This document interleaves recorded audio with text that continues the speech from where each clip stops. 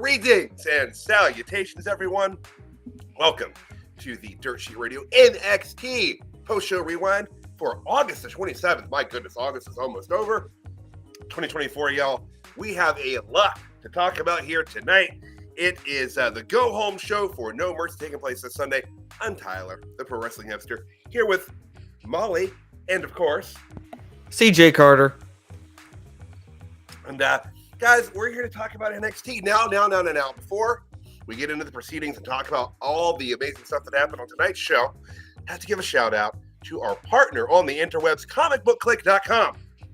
Folks, that's comicbookclick.com/dirtsheetradio for all of your pop culture, comic book, entertainment, and professional wrestling needs. Make it your homepage. Check it out multiple times a day, just like we do. Not because we're legally obligated to do so, but because we love it. Folks, while you're there, be sure to check out our latest sponsor, NordVPN, where if you sign up for 1 full year of NordVPN service, you will get 72% off that first month. 72% off. The savings are they're huge. They're absolutely astronomical. But guys, as much as I'd love to talk about our sponsors and our buddies out on the internet, that's not why you're tuning in live here tonight. You're tuning in to hear about NXT. And CJ, let's talk about that main event segment tonight. We had ourselves the second ever NXT Joe Hendry concert. Interesting how Joe is staring down Drew McIntyre in that picture there. But second ever Joe Hendry concert. I gotta say, the first one was a lot of fun. This one I thought was a lot better. The song was super catchy. The crowd was all over it, and all was going well until he was interrupted by your NXT champion, All Ego Ethan Page.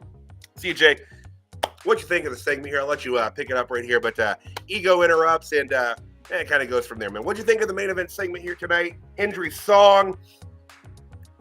I had a lot of fun. Joe Hendry is always a delight, and the fact that he's getting over so well with the NXT crowd is, I think, going to really help solidify the idea, or rather, that it's a good idea. Like, sorry, I'm just tripping over my words here, but like, this is just reinforcement that this is what WWE should have been doing all along, partnering with other organizations instead of trying to dominate and monopolize. And this is how the best versions of people are created. Like, Joe Hendry in TNA was great. Joe Hendry in NXT has been fantastic.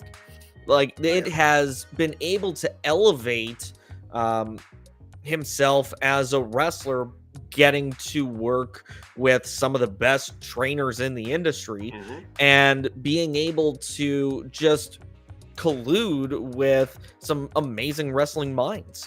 So yeah, this is the best net benefit for both parties in this. Sorry. I absolutely agree. He's definitely just even elevated himself higher through this partnership, and everyone's coming out looking better for this.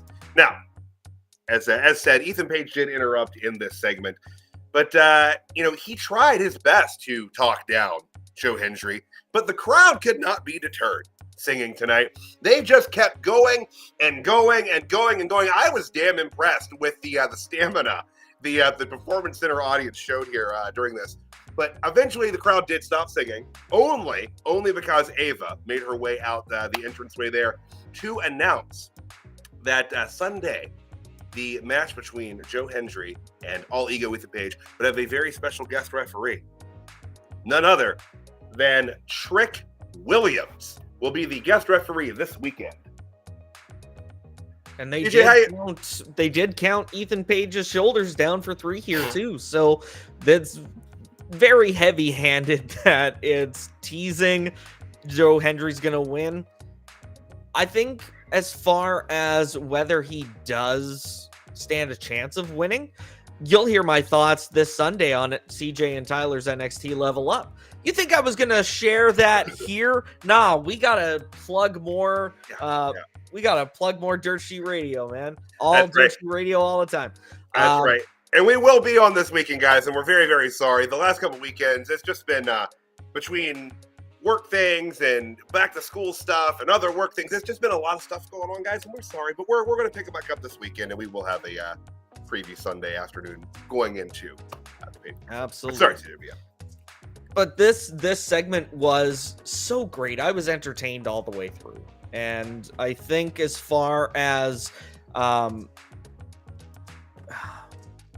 like merging the two feuds right now, so Ethan Page and Joe Hendry, and then we see after the segment Pete Dunne responding in the entryway. So that tells me that there's going to be more happening at No Mercy than just a title match. Yeah, it's going to be very story driven. Obviously, I don't want to get too much into my prediction for the outcome on that, but suffice to say, I don't particularly think it will be Hendry's night, but it's going to be an interesting match for sure. And but this main event segment was a blast. Had a lot of fun, and I did like the imagery. As they were going off air there before they cut to the Pete Dunne bit of Joe Hendry waving the NXT championship from side to side. It was a good visual, and I dug it. I love the fact that he checked that it was the right side up before he started waving it. It was a really sweet moment. Consummate professional when it comes to sort of things like that. No one wants to be the Great Khali. You know, he won that. Okay, let me rephrase that. No one wants to be the Great Khali in the instance of winning the World Heavyweight Championship in a Battle Royal and then hoisting it high above your head, upside down. Unless you're the Miz. Well, if you're the Miz, it's a whole different thing. Sorry. Well, yeah, because the big W on there, so it's intentional. Yeah, it was completely intentional for him. Sorry, I moved my leg and Molly just rolled under my leg there. She was that asleep. I don't know how she's. Ooh, that's a precarious position. Yeah, she's okay. She's good now. She's okay, good. But CJ Brotherman, anything else on tonight's main event segment, or shall we hop around to the start of tonight's show? Ethan sucks. Believe in Joe. Ethan, put on some clothes. Fantastic. All right, folks, NXT came to us live. Actually, I don't know that it did come to us live tonight. I think, was it taped? Now that you mention it. Yes. Okay, yeah, I thought it was. I was okay. like, so I can't remember seeing a live thing up there. So NXT came to us recorded from the Performance Center tonight. The show did open with a in memory for Psycho Sid, who passed away recently. So, of course, that's showing the respects to him and his family in this time. Just real quick, I want to say I missed the Raw show last night, so I didn't get to say anything about this. I'm probably, unfortunately, going to miss Raw for the next couple weeks. But I just want to say regarding Sid, when I was young and really, really, really started getting in to wrestling, that 10, 11, age, somewhere around there, he was just such a monster at that time and was just one of the best big man performers, could move like nothing else, could make a guy half his size look convincing in beating him. Talking about, his work with Shawn Michaels, like just fantastic wrestler, and it's going to be missed. Dude's one of those guys. The very first WWF show I ever went to was a Raw in Huntington, West Virginia. The main event was Sid and Undertaker in a WrestleMania 13 rematch. So it's like he always holds a special place in my heart there. So hold my squeegee up high and memory for Psycho Sid. But anyway, yeah, Sid was before my time, and it was never an area of wrestling history that I was particularly driven toward. I mean, if you have any recommendations of Sid matches I should watch, leave it in the comments and I'll read it after. But no, I was gonna say something, but he just passed away. It's very rude. Oh, John. Oh. Is it about the ankle, John? Was it the ankle? Either about the ankle. I was just gonna say that there weren't gonna be many recommendations. There's a handful of good matches. All right, he was a character. I said many. I didn't say any. Okay, that's fair. That's fair. What was the quote? Twice the man with half the brains. Exactly. He's got moment 22. That was one where his car got crushed in WCW. But folks, but tonight's NXT, after the in memoriam they had come up at the start of the show, we had the opening with a real quick shot of Fatal Influence. Gotta get used to that. Fatal Influence. Got a quick little bit of mic time, as did Lash Legend and Jakara Jackson heading into the opening. And then we had our match entrances. Lash Legend and Jakara Jackson made their way out to the ring first, followed by Fatal Influence. Fallon, Henley, and Jacy Jayne were to be in the match. They had brand new entrance music. The mannerisms and the way the women walked to the ring, I think, was pretty much all new. I dug the song. I think it fits the character and kind of the vibe that they've got going here. I'm digging it. I'm still not completely sold on the name, but I do like the grouping of the three of them together. Solid opening match, a little bit clunky in a couple of spots, but Fatal Influence, I think, predictably picks up the win here in 10 minutes and 4 seconds. New team, new name. It makes sense to have them win here. But CJ, man, what'd you think of the opening match here tonight and the new entrance theme that they've gotten? Kind of how their presentation came across tonight. Well, I thought it was a really good match. Definitely a great opener. Good showcase for the women's division as well. Fatal Influence, even if they were just Influence, it feels like that would still be better than Fatal Influence. Less clunky. What about Toxic Influence? What if they went with Toxic Influence to kind of keep that thematically going for her? Well, I think that'd be too close to Toxic Attraction. Yeah. And then they have to recognize Mandy Rose. Is Fatal Attraction trademarked? Does that belong to somebody? It's a movie. Isn't that a movie? It is, isn't it? Yeah. I won't be ignored, Dan. Somebody out there watching got the reference. So yeah, all Glenn 4 people that got the reference. Hey, Glenn Close might have been nominated for an Academy Award for that. I'm not sure. Anyway, but no, it was a pretty solid opening match. Like I said, there were a couple spots where I felt like the timing just wasn't quite there, but it's developmental, guys. That's kind of what we're here to do, is learn. But I dug it. I don't know. Like I said, I really, really like the presentation that they've got going here. It's interesting how the 3 different personalities kind of mix almost seamlessly as a group here. I'm actually impressed with. Like I said, I wish they could maybe do something a little different with the name. But hey, you take the good, you take the bad. I don't know if it was just the delivery, but it almost if you happen to look back and it looks like she's uncomfortable. That was the best way that I could describe it. I don't know if it was just the delivery, but even part of the entrance, her movements felt rigid. I don't know if that was just because it's new, because it's a new first time doing it in front of a crowd. Maybe because I'm trying to remember, or maybe it's just that kind of character just isn't as like it's not growing on her as well. Mm-hmm. Like, how do you think she's doing in a sort of Mean Girls character? I mean, I don't know. I think I'm a little divergent from you on this. I think she's adapting to it a little bit better than I feel like you think she is. That could be it too. But like I'm not sure. Like, but I'm not sure because like I'm not really reading her facial expressions as like discomfort, more as like I'm reading them more as just kind of disdain with everything around her.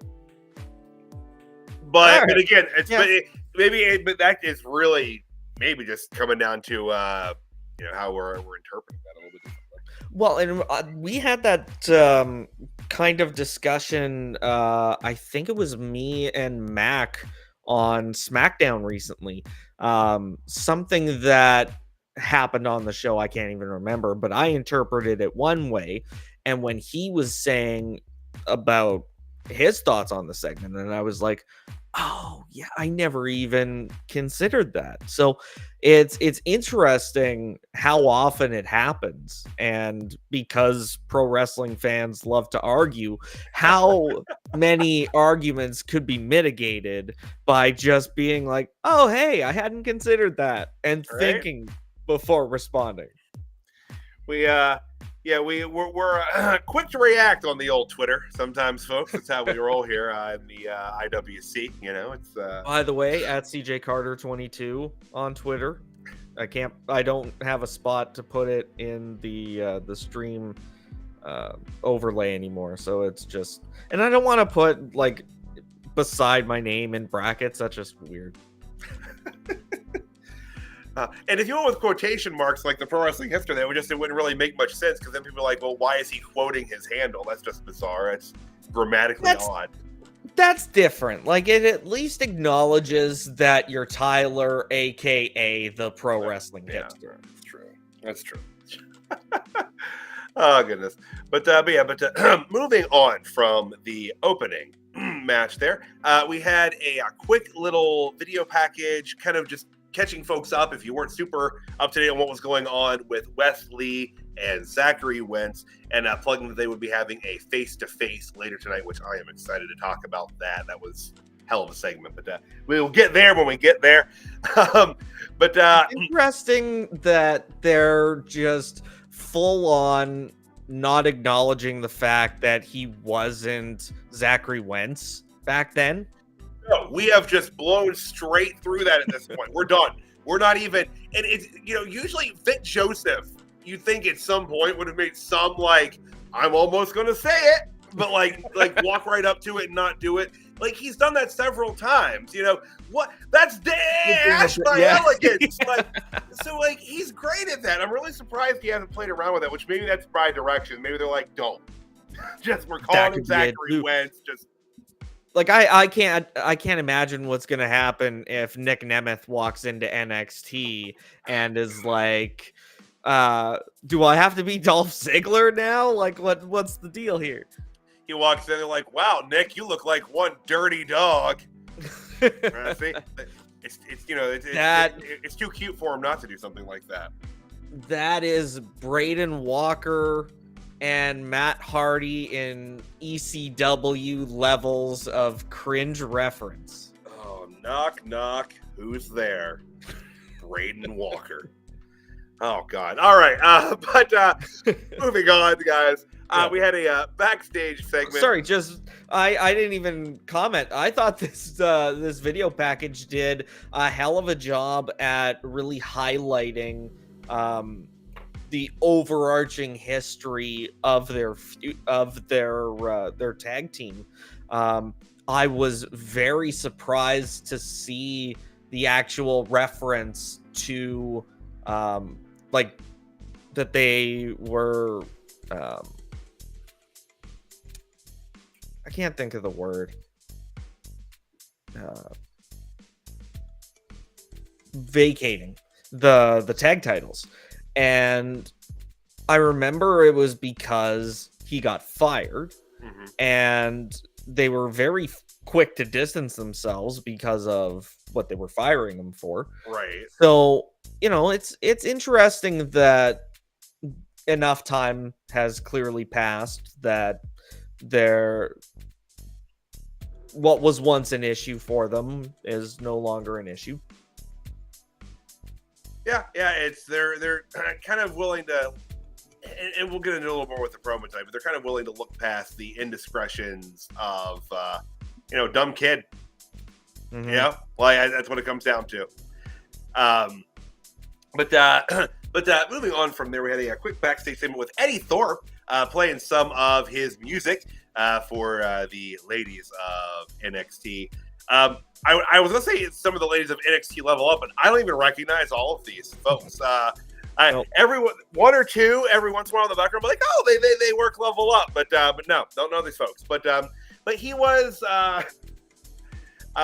playing his music there, and he was interrupted pretty quickly by Ashante the Adonis, who tried to absorb some of Eddie's aura, I guess, here, and was hoping to score some gals by, I don't know. It didn't work for him, though, as it never does. He's having a real hard time. He's not much of an Adonis, is Ashante. Well, before we get into the next part of this segment, can I just be like, they introduced him and Cedric together, and out of the two, I'd rather them use Cedric. Like, this kind of character, it just has never sat right with me.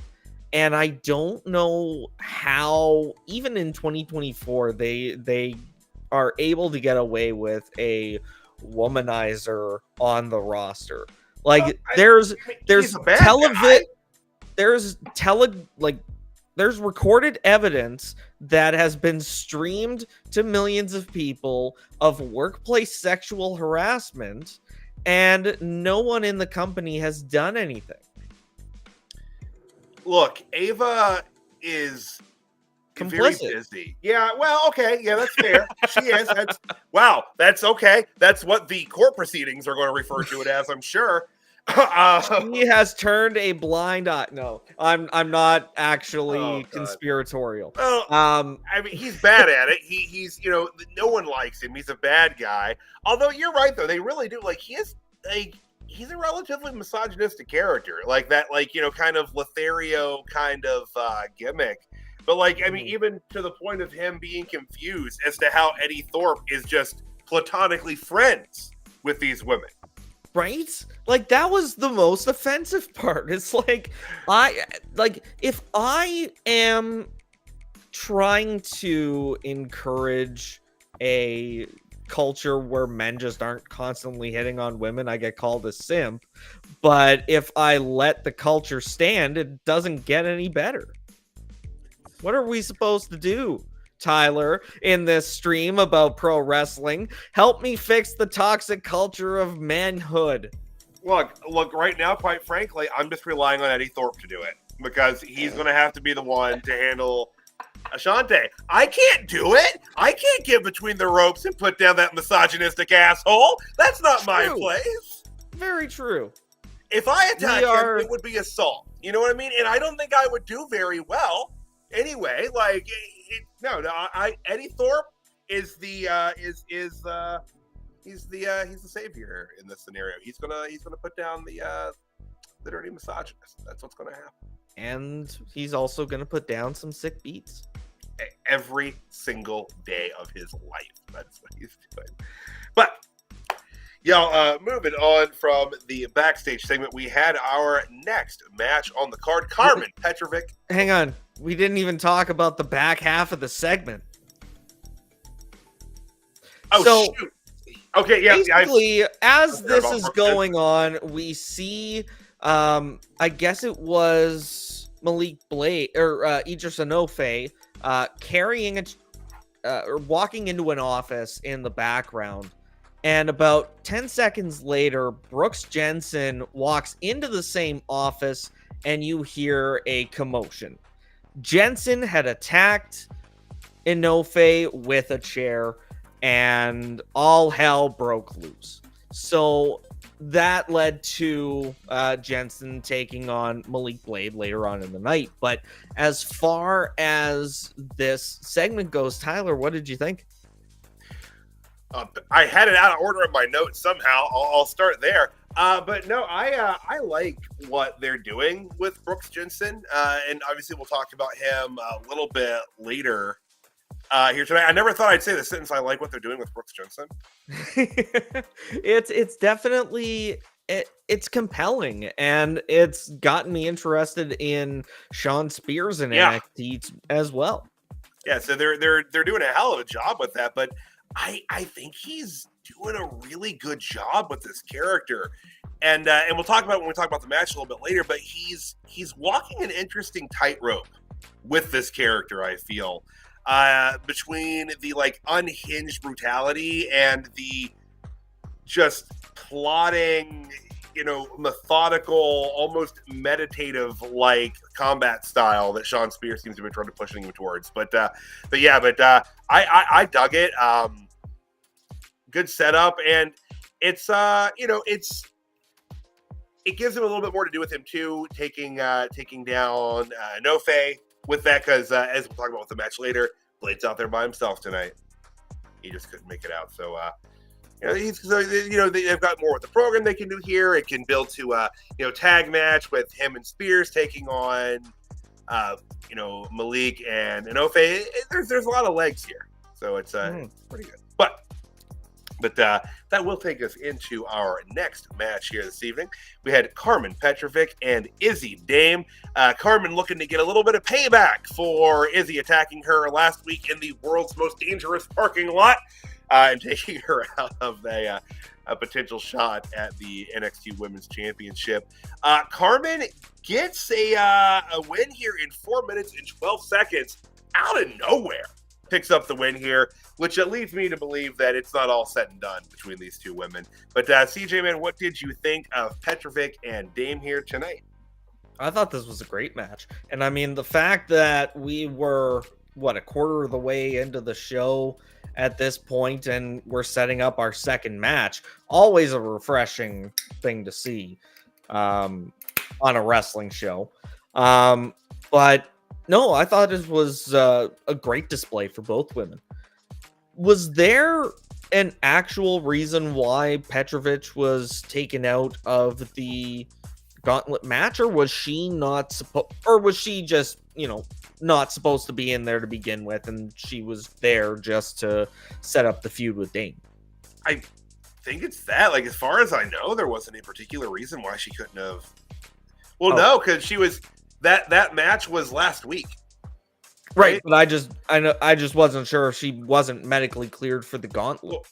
Well, it was all recorded though, last week. Right.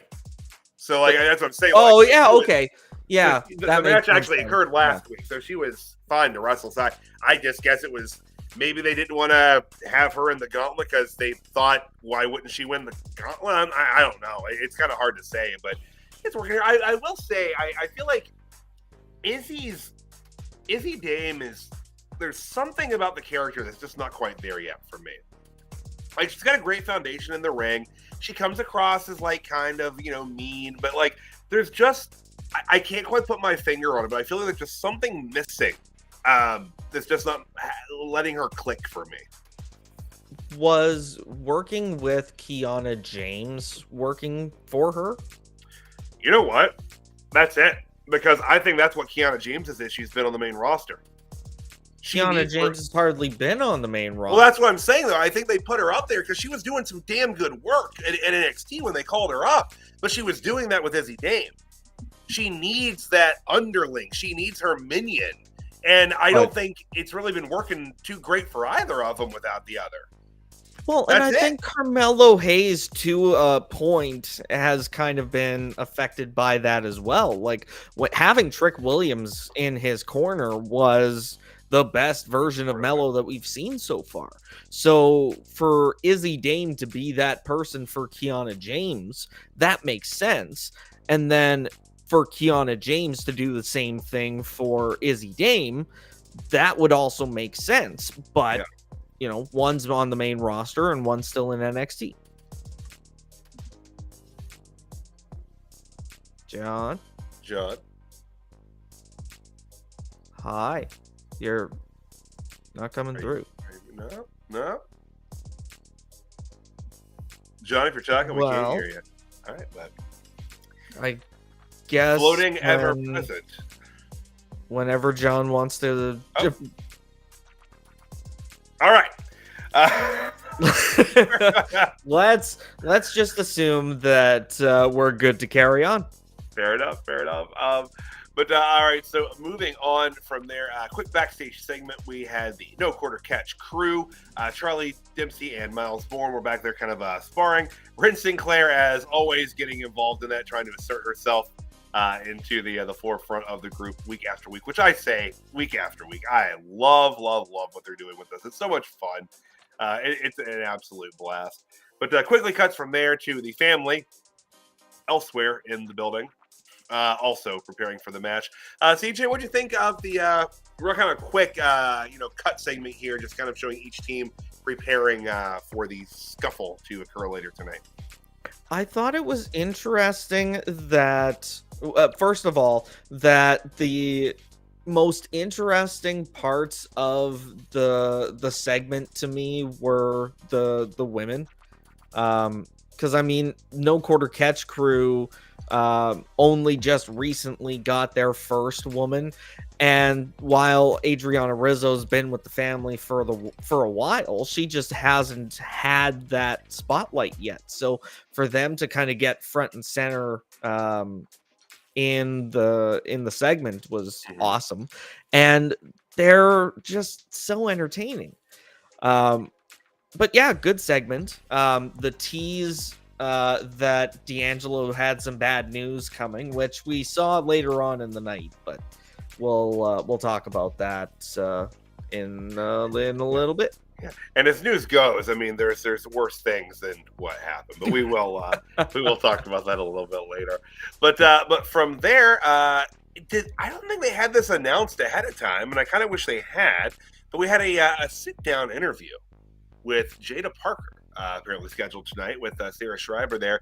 And it went with Sarah for a bit, and then not too long into it, Roxanne Perez made her way in and chased Sarah Schreiber off the set and took over the interview.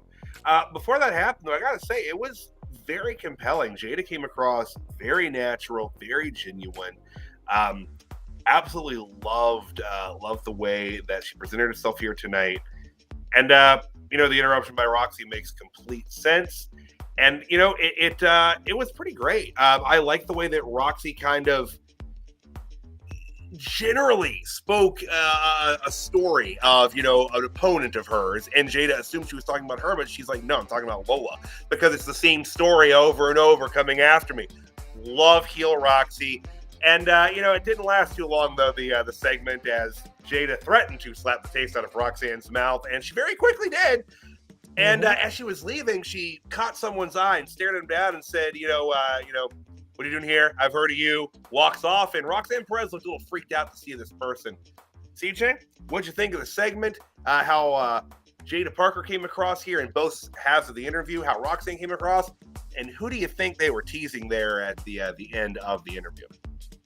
Well, as far as how Jada Parker looks, we'll get into why I am on the fence of whether she will or not, but this was if I was a casual fan, I would look at her and go, I think she's going to win.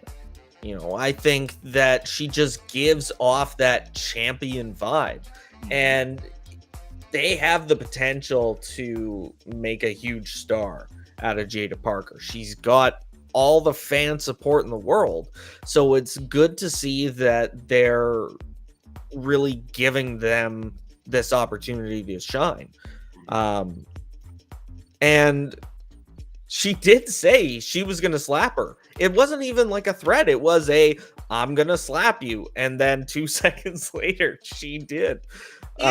She didn't even say it threateningly. She just said it so deadpan and matter of fact, and it was fact. She said, I'm gonna slap you, and she did. She also had a line in there I really liked when she was talking about her past as a collegiate athlete, And I like the way that this was framed. I would have preferred her to have said wrestler, but, you know, it is what it is. It's 2024. But, you know, she said, I'm a WWE superstar who used to be a soccer player. And I like that because it shows, you know, it's like, yeah, I played soccer. That's what got me through college. But this is my focus. This is my life. This is what I'm doing. And I like that. It, you know, it, again, came across as very, very genuine and very endearing. And, yeah, she is rose up very quickly. You know, they talked about this in the interview. 2 years she's been with the company. She's really only been on television more or less for a year. And it's great. She's had a great rise. And I don't know how I feel about the outcome Sunday. I'll have to analyze that through the old computer a little bit before we have that discussion. But definitely looking forward to the match. Who are they teasing? Who are they teasing? I believe that Hendry? they're teasing Julia. You think it's Julia? Like it has to be somebody that that Jada Parker has heard of, not necessarily worked with. So unless they're doing another fake out and it's someone else from TNA, I think that we're finally getting Julia's NXT debut. If John wants to weigh in, though, and clarify, because I don't know what her current Japan schedule is. She finished up with Marigold, I believe. She finished up with Marigold, I thought, right, John? John, we cannot hear you if you're talking, brother. Oh, all right. But yeah, I think it's killing me.